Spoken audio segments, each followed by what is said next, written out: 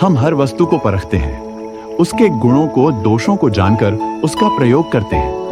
परखने के लिए भी अच्छे से देखना आना चाहिए। जिस तरह हम अपने प्रयोग के लिए वस्तुओं को परखते हैं, इसी प्रकार हमें स्वयं के विकास के लिए स्वयं को परखना चाहिए। स्वयं के गुण, दोषों को जानना चाहिए। हमारे वेदादि शास्त्र इसे आत्मनिरीक्षण कहते हैं। यह भी एक कला है जो हमें आचार्यों से सीखनी चाहिए। तो आइए समझते हैं आत्मनिरीक्षण।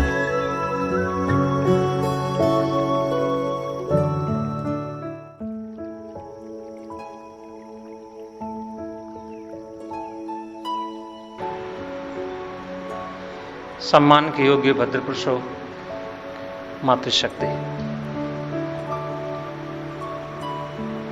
इस समय हम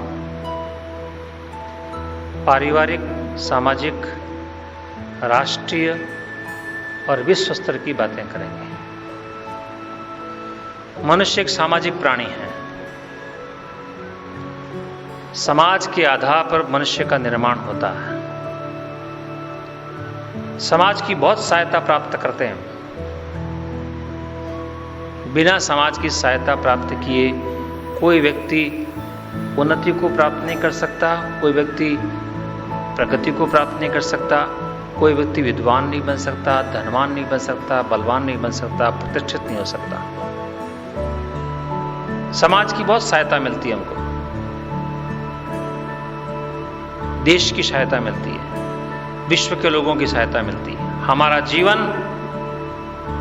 के निर्माण में 100 नहीं, 200 नहीं, 1000 नहीं, लाखों व्यक्तियों का प्रत्यक्ष और परोक्ष रूप से सहयोग होता है। इसलिए हमारा राष्ट्रीय कर्तव्य भी है, सामाजिक कर्तव्य भी है, वैश्विक कर्तव्य भी है। इस विषय पे हम चिंतन करेंगे। मंत्र मैं बोलता हूं, उस मंत्र को आधार लेकर के हम विशेष विचार करेंगे। ओम इंद्रम वर्धन्तु अप्तुरः कृण्वन्तो विश्वमार्यम् अपघ्नन्तो अरावणः अपघ्नन्तो अरावणः अपघ्नन्तो अरावणः। ओम। कविता में इसका अर्थ है 6 पंक्तियों में। एक बार मैं बोलूंगा, आप उसका अनुकरण करेंगे। हे प्रभु हम तुमसे वर पावे। बोलिए।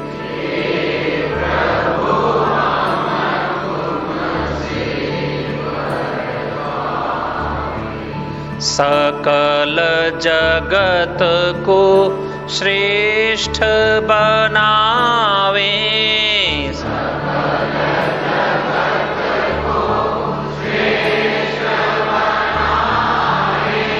हे प्रभु हम तुमसे वर पावे।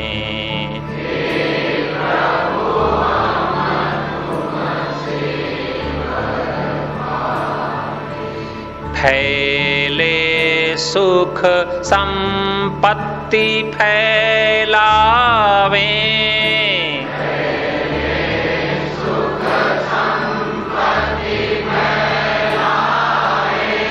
आप बढ़े तब राज्य बढ़ावे।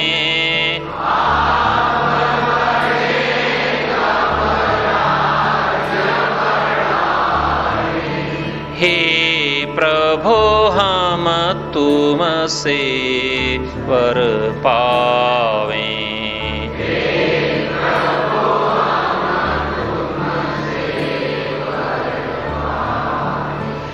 वैर विघ्न को मार भगावे।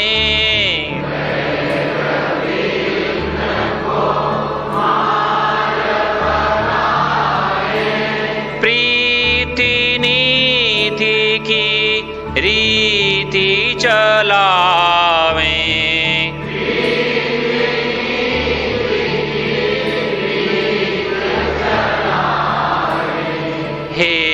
प्रभु हम तुमसे वर पावें।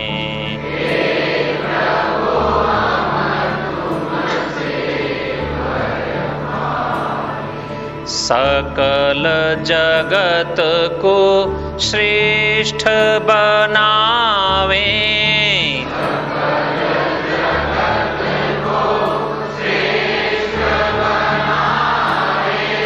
पूर्ण विश्व को आर्य बनावे।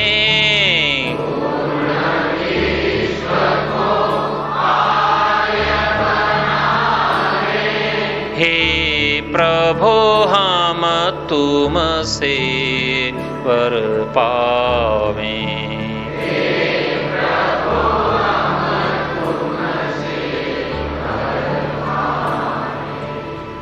यह है वेद का आदेश।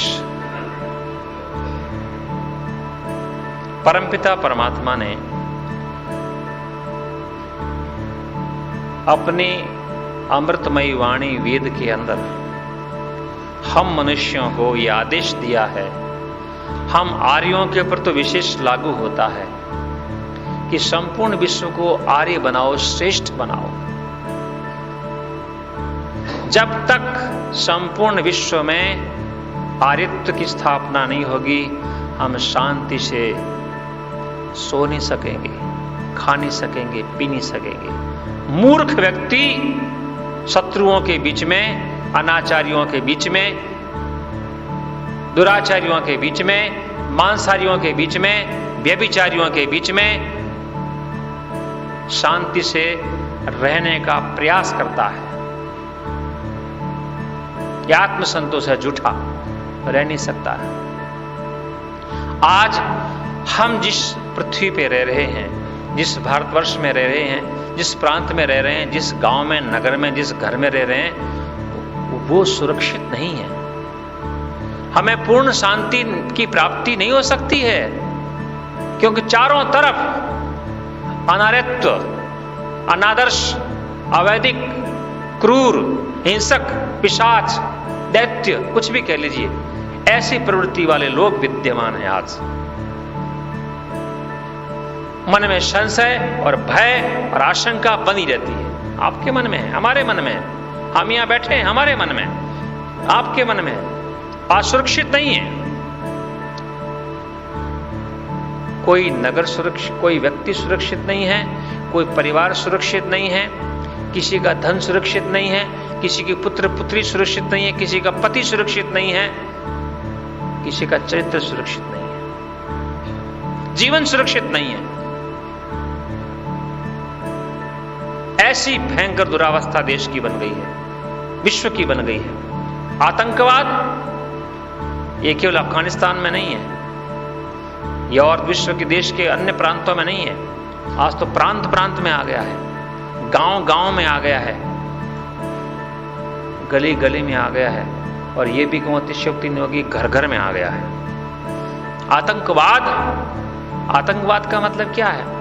डराना दूसरे को, बलात् कोई काम कराना, दबाना, उसको भयभीत करना, झूठ बोल के, छल कपट करके, अन्याय करके, मिथ्यारोप लगा करके, विश्वासघात करके, येन केन प्रकार व्यक्ति के मन में अशांति और दुख और भय और पीड़ा और चिंता पैदा करना, यह आतंकवाद है। यह घर घर में फैल गया है।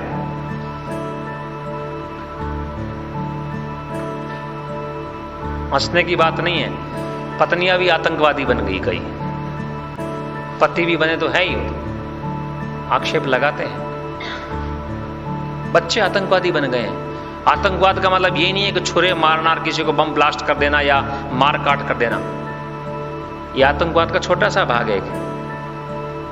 गलत विचारना, गलत बोलना, गलत करना, गलत खाना, गलत पीना, गलत क्रियाकलाप करना, गलत व्यवहार करना, अशिष्टाचार, क्रूरता, ये सब आतंकवाद का अंश है, भाग है। ये छोटे हैं, ये बेबी, छोटे से बच्चे हैं ये आतंकवाद के।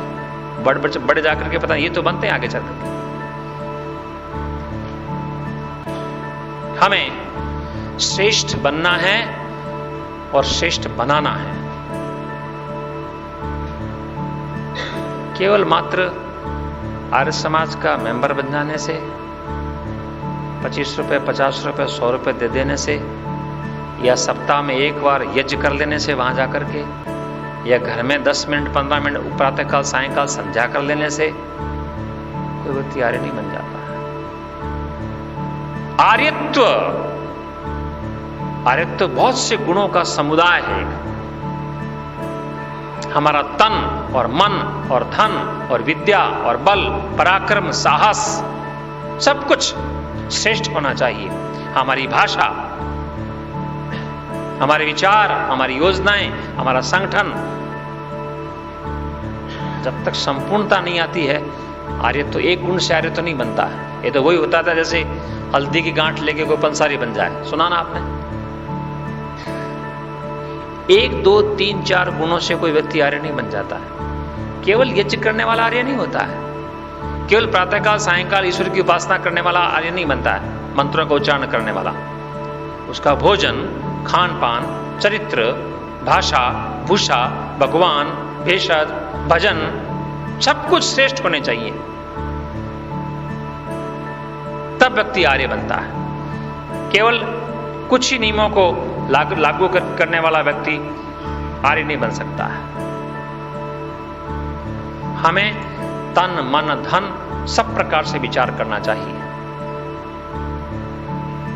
महानुभाव, जब वेदों को पढ़ते हैं, दर्शनों को पढ़ते हैं, उपनिषद को पढ़ते हैं, फिर स्मृति ग्रंथों को पढ़ते हैं, रामायण को पढ़ते हैं, गीता को पढ़ते हैं, पुराणों को पढ़ते हैं, महापुरुषों की जीवनियों को देखते हैं, उनके जीवन के अंदर जो आर्यत्व है, जो श्रेष्ठता है, जो महानता है, जो महान विद्या है, बल है, दया है, सहनशीलता है, संयम है, निष्कामता है, ईश्वर भक्ति है, सरलता है, उनको देखते हुए आज हम जीवन की तुलना करें आज के समाज की, आज के देश की, आज के विश्व की, तो लगभग शीर्षासन हो गया। क्या कहा जी मैंने? शीर्षासन हो गया, उल्टा। हम जिस जीवन को आज चला रहे हैं, ये आर्यों का जीवन नहीं है। क्षमा करना, मेरी बातों को शायद आप एकाएक पचा नहीं पाएंगे। जिनमें कुछ बुद्धि होगी, विवेक होगा, और समझने का प्रयास करेंगे। हम चाहे अपने आप को आर्य कहते हों, आर्य समाजी कहते हों, वैदिक धर्मी कहते हों, या वेदानुयायी कहते हों, लेकिन जिस स्तर का जीवन आज हमारा, एक सामान्य स्तर में बात कर रहा हूं, जिस प्रकार का जीवन हम चला रहे हैं, हमें पता ही नहीं है। मैं ये नहीं कह रहा कि हमें पता है और हमें चला रहे हैं, हमें बहुत सी बातों का पता ही नहीं है। वेदों को पढ़ा नहीं, दर्शनों को पढ़ा नहीं, उपनिषद पढ़े नहीं हमने, स्मृतियां पढ़ी नहीं, सूत्र ग्रंथ पढ़े नहीं, उपनिषद पढ़े नहीं, साहित्य हमने पढ़ा नहीं, प्राचीन इतिहास की बातें पढ़ी नहीं, महापुरुषों के जीवन को देखा नहीं, रामायण गीता पढ़ी नहीं, उनके चरित्रों को जाना नहीं, और फिर हम अपने आप को कहें हम वैदिक हैं, हम आर्य हैं, हम श्रेष्ठ हैं, हम उत्तम हैं, हम महान हैं। नहीं, प्रामाणिक बात नहीं है। जब आर्यत्व किसे कहते हैं, उस आर्यत्व की परिभाषा ही नहीं आती है, तो हम आर्य बनेंगे कैसे? हमें पहले आर्य बनना है, अपने आप को श्रेष्ठ बनाना है हर प्रकार से। उसके पश्चात इतना पर्याप्त नहीं है। अपने आप को आर्यत्व बना लेना पर्याप्त नहीं है। अपने जीवन से, अपने व्यवहारों से, अपनी शक्ति से, बुद्धि से, बल से, साधनों से, योजनाओं से, क्रियाकलाप से पुरुषार्थ करके, पराक्रम करके, साहस करके अन्य व्यक्तियों को भी, परिवार वालों को, आगे चल के गली वालों को, समाज वालों को, गांव वालों को, नगर वालों को, प्रांत वालों को, फिर देश को, आगे चल के विश्व को भी आर्य बनाने के लिए कुछ न कुछ प्रयास करना चाहिए। तब हमारा आर्यत्व पूर्ण अंश में सिद्ध होता है, नहीं तो नहीं हो पाता है। अनुभव, यदि वैदिक दृष्टिकोण से मैं अपनी बुद्धि बना करके विचार करूं, मैं आज के समाज को, विशेषकर भारतवर्ष को ले लीजिए, आप पाश्चात्यों को छोड़ दीजिए,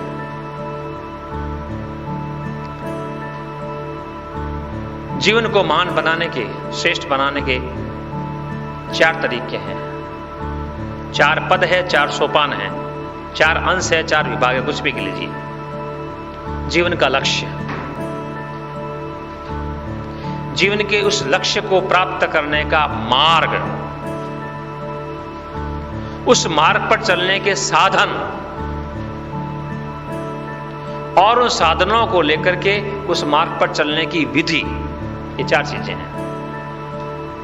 the goal, route, means and method, ये 4 चीजें हैं। आज ये चारों चीजें जो हैं हमारे जीवन में से लगभग गायब हो गई है, लगभग गायब हो गई है। उदाहरण दीजिए, जीवन का उद्देश्य क्या है? यदि हम अपने आप को आर्य कहते हैं, आर्य कौन होता है? ईश्वर पुत्र, ईश्वर का पुत्र। कैसा ईश्वर? वेद वर्णित, वेदों में जो बताया गया है उसके निर्देशों का, आज्ञाओं का पालन करने वाला व्यक्ति आर्य है। वेद, दर्शन, उपनिषद, गीता, रामायण, महाभारत जितने भी हमारे आध्यात्मिक ग्रंथ हैं, उन सारे ग्रंथों में जीवन का लक्ष्य बताया गया है आत्मा और परमात्मा को जानना।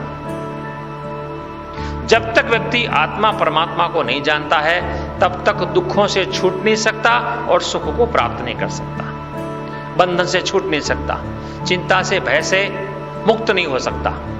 इसलिए जीवन का उद्देश्य है आत्मा को जानना, फिर परमात्मा को जानना। अब ये लक्ष्य लेके कौन चल रहा है मुझे बताइए? हो सकता है आप में से कुछ हों, लेकिन मैं समग्र समाज को, समाज राष्ट्र को लेकर चल रहा हूं, जो ये विचार के कहते हो, पूछिए आपका जीवन का उद्देश्य क्या है? बच्चों को पूछिए, बच्चों को नहीं, बड़ों को पूछिए कि आप किस प्रयोजन को लेकर जी रहे हैं, आपके जीवन का उद्देश्य क्या है? वो कहता है मेरा उद्देश्य है बस एक बार मैंने बच्चे पैदा किए, उसको पढ़ा लूं मैं, ये सेट हो जाए, इतने पर्याप्त है। कोई कहता है मेरा मकान नहीं, एक बार मकान अच्छा बन जाए, बस ये मेरा उद्देश्य है। मेरे बहू आ जाए, बस ये उद्देश्य है मेरा। पोता हो जाए, मेरा ये उद्देश्य है। गाड़ी आ जाए, मेरा ये उद्देश्य है। या मेरी 10, 20, 50 लाख की मेरी मूड़ी संपत्ति बन जाए, FD बन जाए, ये मेरा उद्देश्य है। या मैं ये कर लूं, वो कर लूं, लौकिक क्रियाकलापों को लेकर के व्यक्ति जीवन का लक्ष्य बना के चलता है। आपको 100 में से नहीं, 1000 में से नहीं, लाख में से कुछ व्यक्ति शायद मिल पाए जो कहते हैं मेरे जीवन का लक्ष्य दुखों से छूटना है और पूर्ण सुख को प्राप्त करना है। इसके लिए मुझे ये जानना है कि मैं कौन हूं और ईश्वर कौन है, मेरे को बनाने वाला कौन है, संसार को बनाने वाला कौन है, उसको मैं जानना चाहता हूं। क्योंकि उसको जाने बिना मेरे दुखों की निवृत्ति नहीं होगी, सुख की प्राप्ति नहीं होगी। बताइए, लक्ष्य नहीं आदमी का। जब लक्ष्य से भटके हुए हैं तो कहां आ रही है हम, कहां वैदिक हैं हम? अब आप भी आत्मनिरीक्षण कर लेना। मैं औरों की बात क्या बताऊं, मैं मुसलमानों की, ईसाइयों की या और दूसरे विधर्मियों की बात नहीं कर रहा, मैं आर्यों की बात कर रहा हूं। हम जो यहां बैठे हैं, आप में से आत्मनिरीक्षण कर लेना कि आप में से कितने व्यक्तियों ने यह लक्ष्य बनाया जो वेदों में आया है, दर्शनों में आया, उपनिषद में आया है कि जीवन का लक्ष्य है ईश्वर को जानना, आत्मा को जानना, परमात्मा को जानना। आत्मा रे वो दृष्टव्य, श्रोतव्य, मंतव्य। आत्मा को और परमात्मा को जाने बिना दुखों से निवृत्त नहीं हो सकता, सुख की प्राप्ति नहीं हो सकती। ये लक्ष्य है, लक्ष्य नहीं है। और लक्ष्य को प्राप्त करने का मार्ग कौन सा है, कैसे जीना चाहिए, कौन सा रास्ता है, किस रास्ते पे मैं चल रहा हूं, और रास्ता भी नहीं जानते। बिना दर्शनों को बड़े महानुभाव भोले भाले बन के ना रहे आप। हमारी बातें कुछ कठोर तो होती हैं, कुनीन की तरह, लेकिन बुखार उतार देती है आदमी का। हम गफलत में हैं, खोए हुए हैं हम संसार के भोग विलासों के अंदर, ये चमक दमक में खोए हुए हैं हम। भूल गए कहां ईश्वर है, क्या जीवन का अंत है। सबको ईश्वर की प्राप्ति का लक्ष्य है, समाधि लगानी है, विवेक वैराग्य प्राप्त करना है, कुछ नहीं है। केवल मात्र बस जीवन को चला रहे हैं जेन केन प्रकार न। जीवन का लक्ष्य नहीं, चलने का जीवन शैली बिल्कुल बदल चुकी है हमारी। साधन क्या है, साधन क्या है? जो साधन नहीं है उनको साधन मान लिया है, जो साधन हैं उनको हमने छोड़ दिया है। स्थिति हमारी, जो चीज, जो क्रिया ठीक है उसको हम छोड़ दिया और जो बुरी है उसको ग्रहण कर लिया है। ये स्थिति हमारी। आप अनुभव करेंगे, आगे बताऊंगा मैं आपको धीरे धीरे। ये पहला दिन है, कहीं पहले में 5वां गियर लगा देंगे तो आप कहीं भाग ना जाए यहां से। धीरे धीरे बताऊंगा मैं आपको। इतना मैंने कहा है, हम जिस जीवन को चला रहे हैं वह जीवन वैदिक नहीं है। हमारा भोजन, सर्वांश में नहीं कह रहा मैं, आज हमारा भोजन वैदिक नहीं है, आयुर्वेदिक नहीं है। आज हमारे वस्त्र वैदिक नहीं है, आज हमारी दिनचर्या वैदिक नहीं है, आज हमारा व्यवहार वाणी वैदिक नहीं है, आज हमारी भाषा वैदिक नहीं है। मैं क्या क्या गिनाता चलूं आपको। अधिकांश वस्तुएं हमने अवैदिक अपना रखी है।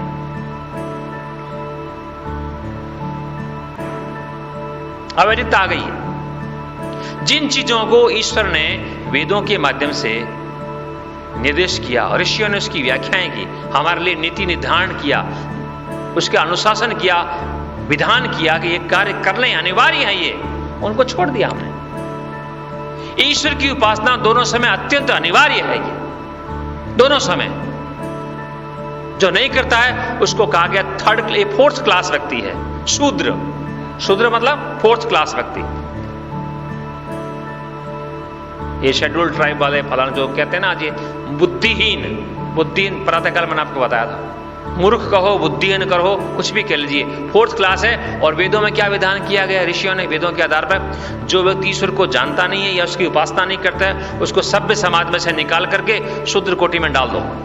सभ्य समाज में रहने योग्य नहीं हो, उसको बोलना नहीं आता, वो दिन में उपासना, ईश्वर की उपासना नहीं करता है, वो यज्ञ नहीं करता है, वो ध्यान नहीं करता है, वो सत्संग नहीं करता है, वो सेवा नहीं करता है, आदर्श दिनचर्या नहीं है, सात्विक भोजन नहीं है, व्यवहार उसका उत्तम नहीं है, पुरुषार्थ नहीं करता है, स्वार्थी बना हुआ है, आलसी है, प्रमादी है, ये तो शूद्र है, इसको तो निकाल दो सभ्य कोटि समाज में से। ये विधान किया गया। आज हम, क्षमा करें मेरी बातों को, आज हम अपने आप को आर्य मान रहे हों, सभ्य मान रहे हों, शिष्ट मान रहे हों, लेकिन वैदिक दृष्टिकोण से तुलना करें तो हम भी शूद्रों की कोटि में आएंगे। सीधी बात है। क्या बात, दो चार बातें, दो चार क्रियाकलाप, दो चार चीजें हमारे जीवन में कुछ थोड़ी बहुत हैं, लेकिन संपूर्ण समग्र आर्य की परिभाषा मैं आपको बताऊंगा आगे चल करके, तो पता चलेगा कितना अनार्य, कितना आर्य हमारे जीवन के अंदर। हम तो जीवन को बस ऐसे ही चला रहे हैं जैसे कुछ चल रहा है अपने आप से, खिलौने की तरह, बच्चे की तरह, भले बूढ़ा हो गया है, चाहे जवान हो गया है, चाहे प्रौढ़ हो गया है। जीवन के उद्देश्य को जान करके उसके अनुसार जो मार्ग बताया गया है ऋषियों ने, दर्शनों में, उपनिषद में, शास्त्रों में, उसके अनुसार चलना, और उसके चलने के लिए संकल्प है, प्रतिज्ञाएं हैं, वो कुछ भी नहीं हमारे जीवन में। हमारे जीवन में आदर्श है ही नहीं, ना संकल्प है, ना प्रतिज्ञा है, ना आदर्श है, ना लक्ष्य है, ना कोई साधन है, ना कोई विधि विधान है, कुछ भी नहीं है। अंधाधुंध चल रहे हैं भीड़ के अंदर। देखा ना भीड़ के अंदर, बंबई में देखो, बंबई दिल्ली में कैसी भीड़ होती है। ट्रेनें चलती ना, ट्रेनें, बंबई रहने वाले बहुत लोग हैं, जिस ट्रेन में चढ़ना है वहां खड़े हो जाओ, अपने आप भीड़ अंदर घुसेड़ देगी आपको। और बाहर निकलना है तो वहां गेट के पास में खड़े हो जाओ, अपने आप धक्का देके बाहर निकाल देगी। ऐड आती ना, ऐसी स्थिति हमारी। हम तो भीड़ भाड़ में चल रहे हैं, भीड़ों की तरह, वो पीछे धक्का मारे के आगे चल रही है। भीड़ों को देखा ना आपने, भैंस को या भेड़ को या बकरी को, रेवड़ चल रहा है, वो पीछे धक्का मारेगी, उसके पीछे टांगों में वो आगे वो सरकेगी, वो पीछे धक्का मारेगी, आगे सरकेगी। ऐसे सरक रहे हैं, पता नहीं कहां जा रहे हैं। भेड़ चाल है हमारी। तो बुरा मानने की बात नहीं है। जब हम वेदों से तुलना करते हैं, हम तुलना करते हैं इन कूड़े कचरे से। ये कूड़ा कचरा ही तो है। ये जिस समाज में हम रह रहे हैं, कूड़ा कचरा है, अवैदिक परंपराएं हैं। इस अवैधिक परंपरा को लेकर के हम तुलना कर रहे हैं, इनसे तो हम अच्छे हैं। हम पूछते हैं लोगों से, क्यों जी कितने बजे उठते हैं जी? वो ये नहीं कहेगा मैं कितने बजे उठता हूं, वो कहते हैं देखिए मेरा पड़ोसी तो 9 बजे उठता है, मैं 8 बजे उठता हूं। मैं, ये स्थिति है। क्यों झूठ बोलते हैं? देखिए मेरा पड़ोसी तो बहुत झूठ बोलता है, मैं तो बहुत कम झूठ बोलता हूं। इसी प्रकार रिश्वत के विषय में, क्रोध के विषय में, छल कपट के विषय में स्थितियां हमारी है। महानुभाव, यदि सूक्ष्मता से देखें हमारे जीवन के अंदर, आज ईश्वर के प्रति पूर्ण विश्वास नहीं है। ईश्वर को हमने या तो दबा दिया है या निकाल के फेंक दिया है। स्थिति ये क्यों? हमारा जीवन का व्यवहार बता रहा है हमारा झूठ बोलना, छल कपट करना, अन्याय करना, पक्षपात करना, मिथ्यारोप लगाना, चुगली करना, निंदा करना, स्वार्थी बने रहना, विषय भोगों में डूबे रहना, स्वच्छंद बने रहना, ये बताता है हम ईश्वर की आज्ञा, ईश्वर का अनुशासन हमारे लिए कोई स्थान नहीं है। हम अपनी मर्जी में जैसा हमको सुख मिलता है उस प्रकार अपने जीवन को चला रहे हैं, बस ये स्थिति है हमारी।